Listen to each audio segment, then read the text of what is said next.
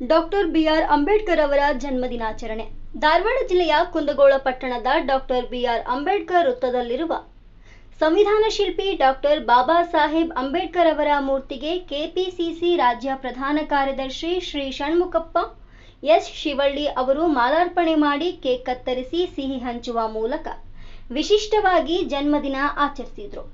ಈ ಸಂದರ್ಭದಲ್ಲಿ ಮುಖಂಡರು, ಗುರು ಹಿರಿಯರು, ಯುವ ಮಿತ್ರರು ಇದ್ದರು. ವರದಿ ಎಂಎಂ ಮಜ್ಜಿದಮನಿ, ಕನಕ ಟಿವಿ, ಧಾರವಾಡ.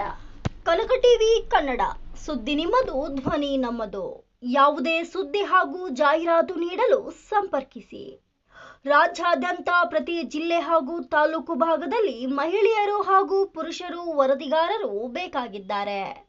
ಆಸಕ್ತಿ ಉಳ್ಳವರು ಕೂಡಲೇ ಕರೆ ಮಾಡಿ 9380661853.